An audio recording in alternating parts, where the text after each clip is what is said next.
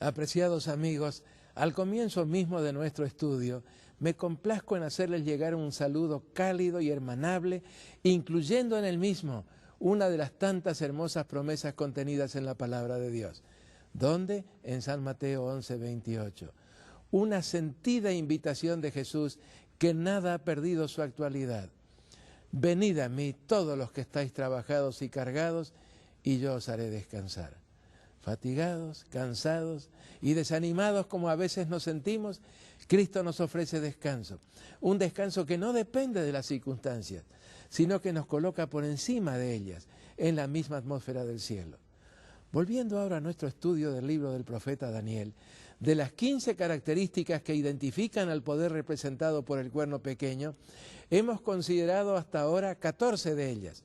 Por lo tanto, hay una que he omitido. ¿Por qué la omití? ¿Será porque no es tan importante? No, sino que precisamente por ser tan importante, la he postergado para poder dedicarle un poco más de tiempo. ¿Cuál es esa característica y dónde está registrada en el capítulo 7? La encontramos expresada en el verso 25, en palabras del ángel Gabriel. Y hablará palabras contra el Altísimo, y a los santos del Altísimo quebrantará, y pensará en cambiar los tiempos y la ley. Esta es la importantísima característica que pasé por alto en nuestro último estudio, la número 14 de la lista. Pensará en cambiar los tiempos y la ley. El cuerno pequeño habría de ser un poder ilegal. Ilegal en dos sentidos, como lo anticipa el verso 25. Pensará en cambiar los tiempos y la ley. Primero, pensará en cambiar los tiempos. Y segundo, pensará en cambiar la ley. La forma verbal pensará es mucho más enfática en el arameo, idioma en el que se escribió el capítulo 7. Así el vocablo arameo sebar se traduce mucho mejor como se propondrá, hará todo lo posible, se esforzará al máximo por. Traducciones todas que apuntan a un esfuerzo deliberado, premeditado y constante por cambiar los tiempos y cambiar la ley. En otras palabras, el cuerno pequeño no solo habría de dirigir su accionar contra Dios, intentando atrevidamente arrebatarle atributos y prerrogativas que solo corresponden a la divinidad, no solo habría de perseguir tenazmente a los verdaderos hijos de Dios, sino que en forma premeditada, deliberada y persistente, trataría de tomar en sus manos el control de los tiempos, es decir, el control de la historia. Y con el mismo empeño también se esforzaría por introducir alteraciones blasfemas en la ley. ¿Qué ley? La ley de Dios, expresada en los 10 mandamientos del Decálogo. Porque las leyes de los hombres, ustedes bien lo saben, cambian constantemente. Esta controversia no es nueva, sino que comenzó hace milenios. Y en la misma morada de Dios, cuando uno de los ángeles, Lucifer, el más exaltado y poderoso de todos ellos, codició no el carácter de Dios, sino su poder.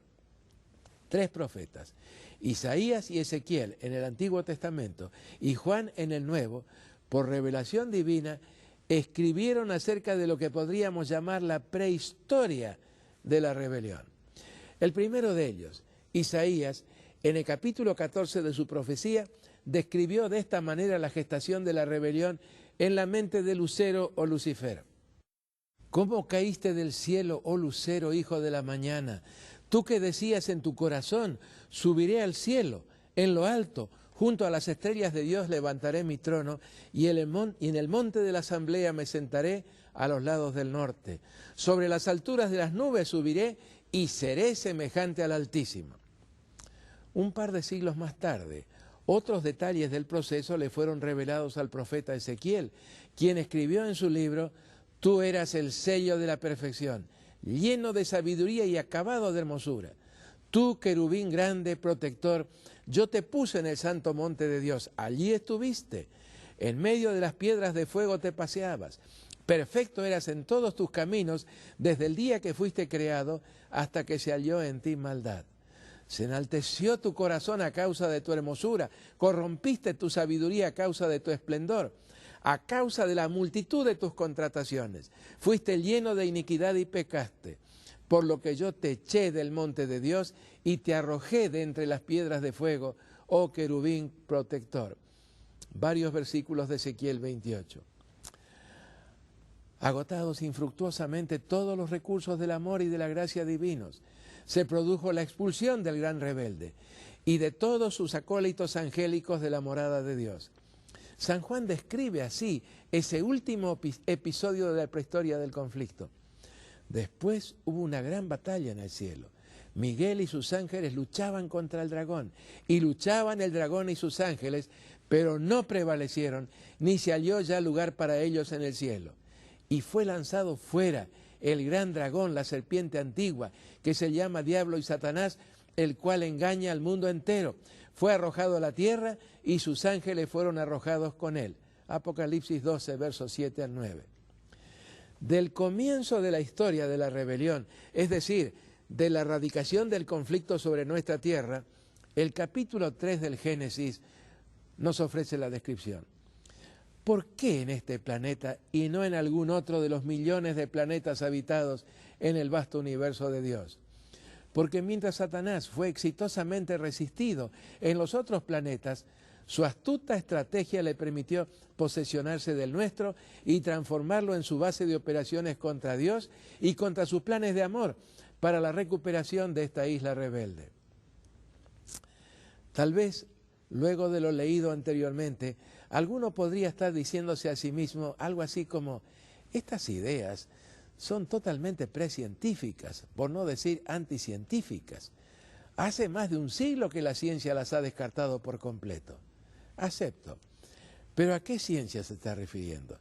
Si a los puramente imaginativos postulados de la evolución, permítame recordarle que la evolución descansa sobre 7 pilares, que supuestamente demostrarían paso a paso la evolución desde el origen de la vida hasta todos los metazoarios actuales, incluyendo al hombre. Pero ¿existen realmente esos pilares? Como ninguno de ellos es pasible de comprobación empírica, existen tan solo en la imaginación de quienes los aceptan sin evidencia alguna, o con tenues evidencias circunstanciales que pueden interpretarse en más de un sentido. En síntesis, la teoría de la evolución sigue siendo teoría, no solo precientífica, sino peor aún, anticientífica. Como no puede explicar el origen del mal, ni el contexto del conflicto entre el bien y el mal, ni tampoco anticipar cómo habrá de concluir el conflicto, nos priva de toda esperanza, dejándonos a merced de conceptos tan desanimadores como lo son la lucha por la existencia, la ley de la selva y la supervivencia de los más aptos.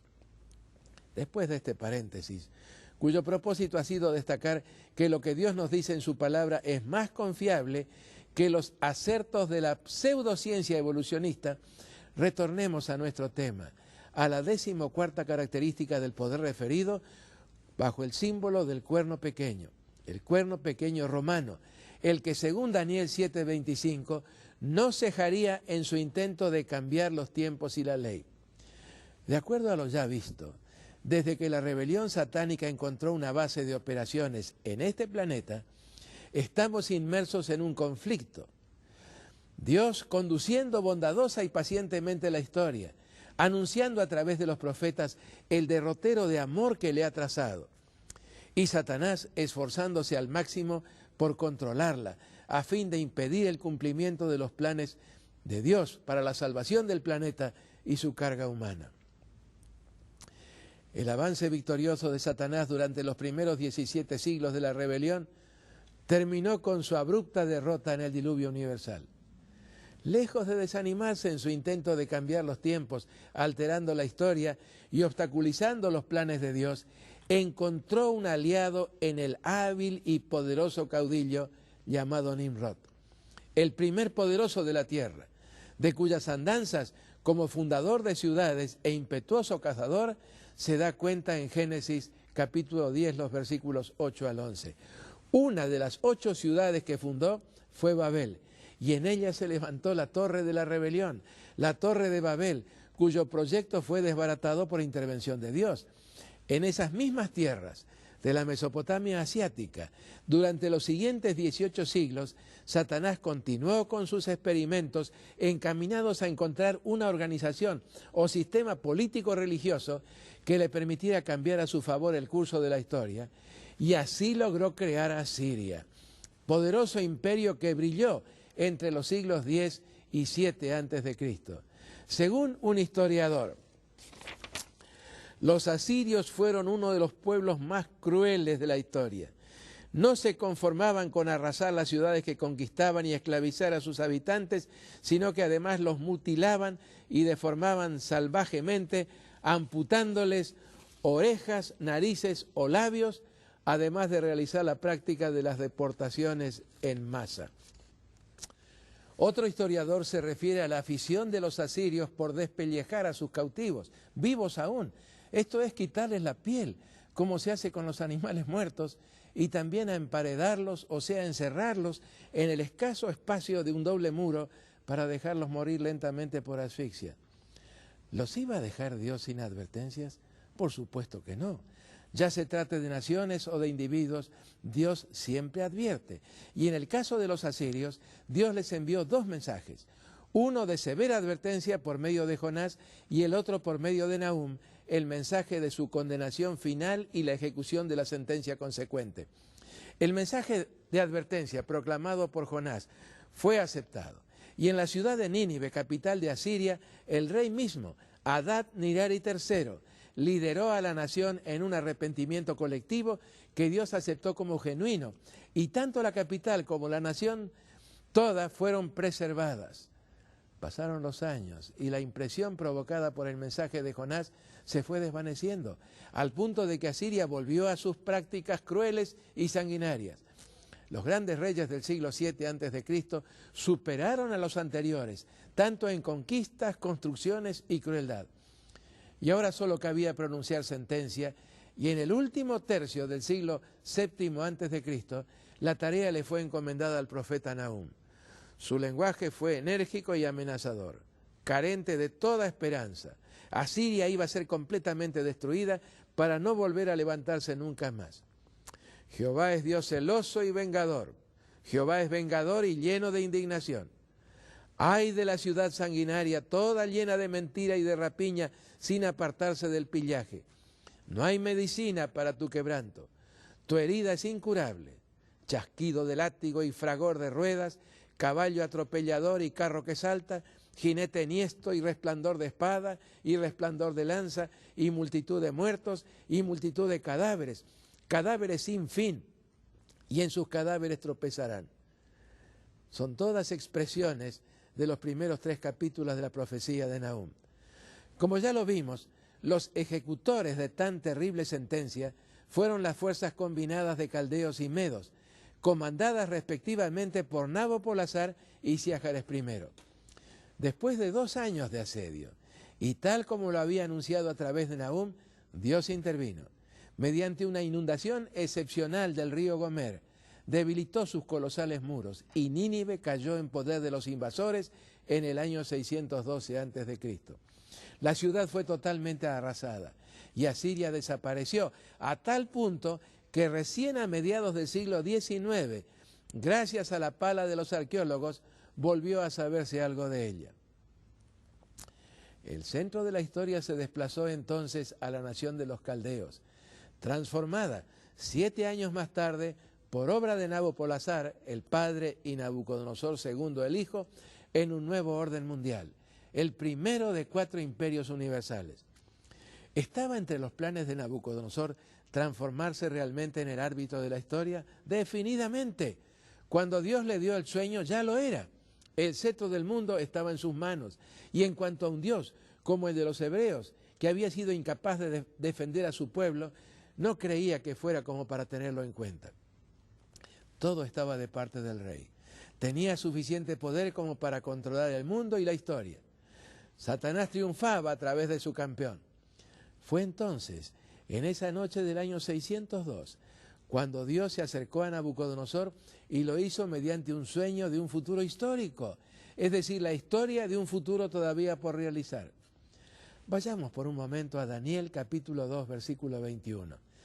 Este verso contiene parte de la alabanza que Daniel elevó a Dios después de que éste le revelara tanto el contenido como la interpretación del sueño que le había dado al rey.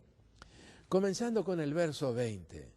Y Daniel habló y dijo: sea bendito el nombre de Dios de siglos en siglos, porque suyos son el poder y la sabiduría.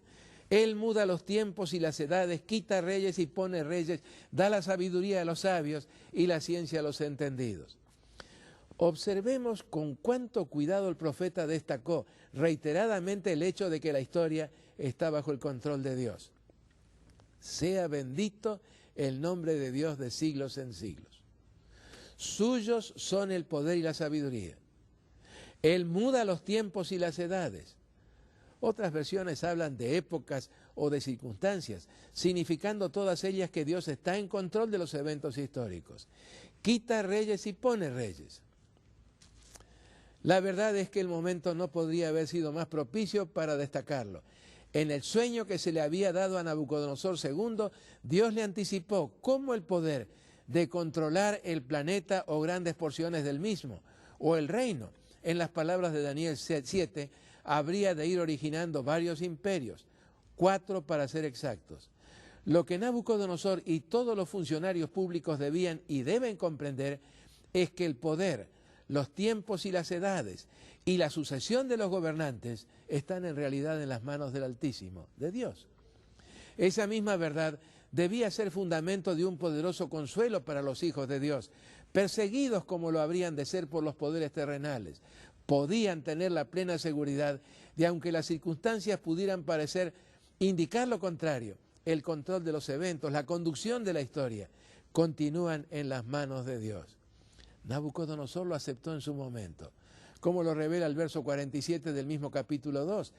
Emocionado ante lo que se le había revelado, el rey exclamó: ciertamente el Dios vuestro es Dios de dioses y Señor de los reyes. Reconoció pública y plenamente y con notable humildad que en última instancia el poder no está en manos de los gobernantes, sino en las del Señor de los reyes. La Biblia hace muy claro que es Dios quien permite que las naciones asciendan al escenario de la historia, sin que esto signifique que Dios apruebe todo lo que sus gobernantes pudieran hacer o intentaran hacer. La palabra de Dios también enseña en forma muy enfática que el Señor lleva la contabilidad de las decisiones y las acciones en el ejercicio del poder. Y cuando las cifras sobrepasan ciertos límites establecidos por la tolerancia divina, cuando ya no hay más posibilidad de lograr la colaboración de ese poder gobernante o nación, Dios lo pone a un lado y otro poder sube entonces al escenario. Nabucodonosor aceptó esa verdad y pareció hacerlo sinceramente. Pero el paso de los años y el orgullo alentado por sus incesantes victorias hicieron su efecto, y en todo lo relacionado con la construcción de la estatua y su inauguración, tal como lo narra el capítulo 3 del libro, resultó evidente que el rey estaba planeando arrebatar el control de la historia de las manos de Dios. Mediante la inauguración de aquella estatua, había decidido declarar ante los pueblos que él, el rey, estaba en condiciones de alterar los planes de Dios con relación a la historia, y esa estatua habría de proporcionar la evidencia de que su imperio, el babilónico, habría de ser eterno e indestructible. Con ese plan, el rey había cruzado un límite que ya no se podía tolerar, y Dios intervino, frustrando la inauguración de la estatua. Años más tarde, 55 para ser exactos, en la noche del 12 de octubre del año 539 a.C., Belsasar, totalmente olvidado de lo ocurrido a su abuelo, intentó un desafío similar. En circunstancias en que las aguerridas tropas de lo que habría de ser el segundo imperio universal, me refiero a Medo-Persia, rodeaban a Babilonia, el rey ofreció un magnífico, aunque totalmente inoportuno, banquete a todos sus oficiales, 1.000.000 de ellos. ¿En qué momento del mismo lanzaría su desafío? Mientras su mente se mantuvo lúcida, no se animó a hacerlo, pero cuando el alcohol barrió sus inhibiciones, su prudencia desapareció, y entonces, borracho por el vino de Babilonia como lo estaba, incapaz siquiera de mantenerse en pie, Belsasar se atrevió a intentar lo insensato e imposible, asir en sus manos temblorosas el timón de la historia. En la osadía de su embriaguez, llegó al punto de atreverse a llenar los vasos sagrados que habían pertenecido al templo de Dios en Jerusalén con el contaminante vino de Babilonia. Y en el mismo momento en que lo hacía, su repugnante profanidad cruzó el límite. Cuando sus manos parecían a punto de alcanzar el timón de la historia, su tiempo de gracia y oportunidad terminó abrupta e inexorablemente. Dios intervino entonces comunicándole la inapelable sentencia divina. En la infalible contabilidad del cielo se lo había declarado en bancarrota total. Había sido pesado en la balanza divina y el fiel de la misma había indicado una deficiencia irreparable. La solidez de su reino había cedido lugar a un desplome total y Dios había abierto de par en par las puertas al establecimiento de un nuevo imperio, el Medo-Persa. Y la crónica de esa ocasión concluye con dos frases lapidarias. La misma noche fue muerto Belsasar, rey de los caldeos, y Darío de Media tomó el reino siendo de 62 años. Daniel 5, versos 30 y 31. Ese espíritu de Babilonia no se extinguió con la destrucción de la gran capital del Éufrates, sino que revivió y se reencarnó en los tres imperios siguientes y muy especialmente en el cuarto. Fue el permanente objetivo de los césares romanos construir un imperio que fuera invicto y eterno. A pesar de tantos y reiterados fracasos, cada uno de los cuales se constituyó en otra prueba de la gran verdad de que es solo Dios quien muda los tiempos y las edades y que solamente es Él quien quita reyes y pone reyes, los seres humanos siguen soñando con la creación de un imperio universal ideal de gestación y arquitectura humanos. ¿Quién alienta este ideal?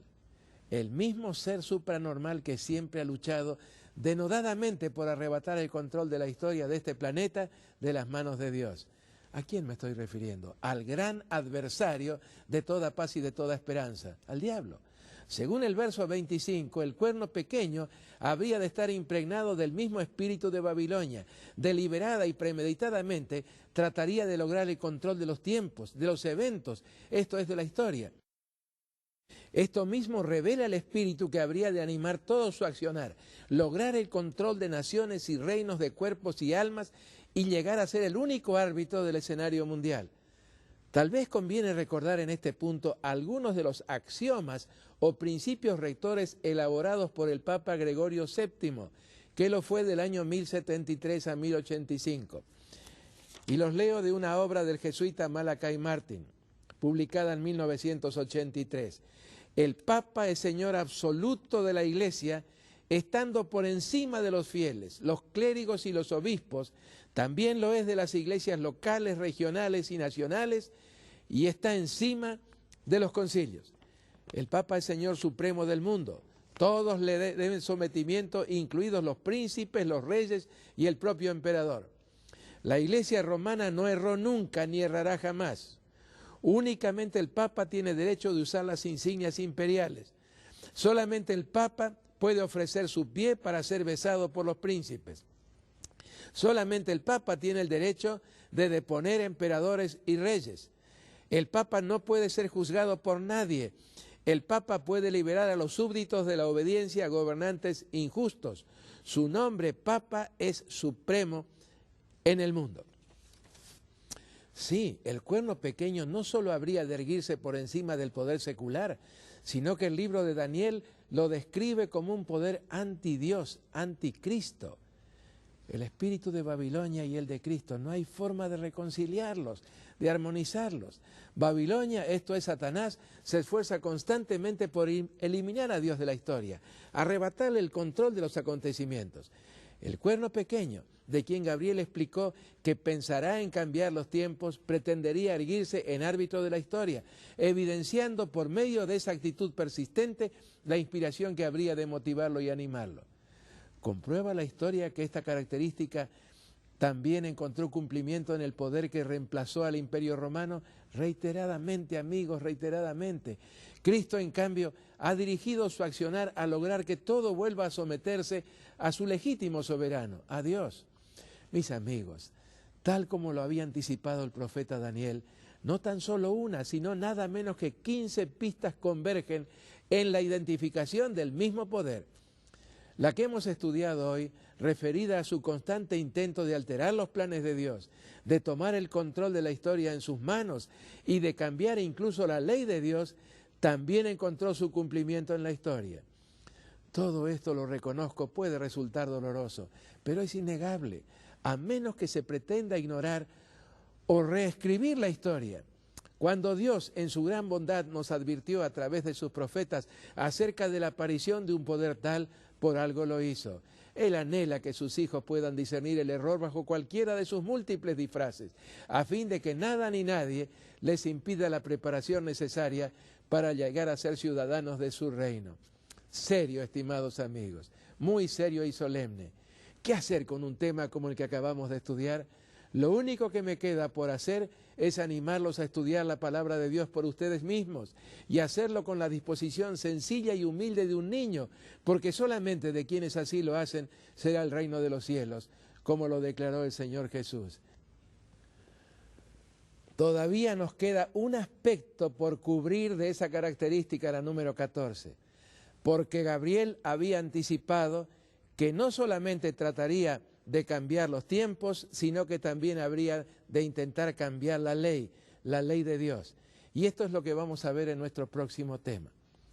Y ahora, como lo hacemos habitualmente en estos estudios, y antes de separarnos, despidámonos afectuosamente, conversando un momento juntos con Dios, mediante una plegaria. Nuestro Padre y nuestro Dios que moras en los cielos, cuánto te agradecemos que haya quedado registrado en tu palabra este incidente que hemos considerado juntos hoy.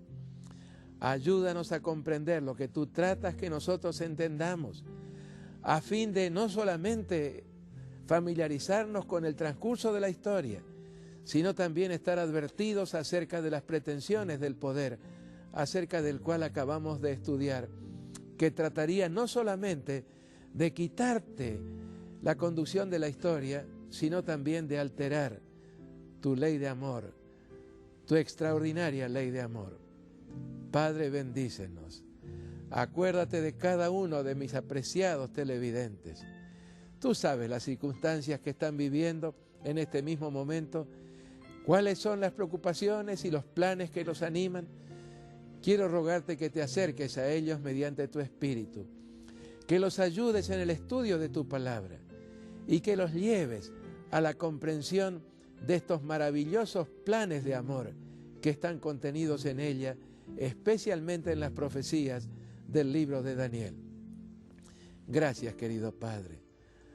Te lo agradecemos de todo corazón, porque sabemos que nos amas y lo hacemos en el nombre del Señor Jesús, nuestro Salvador. Amén.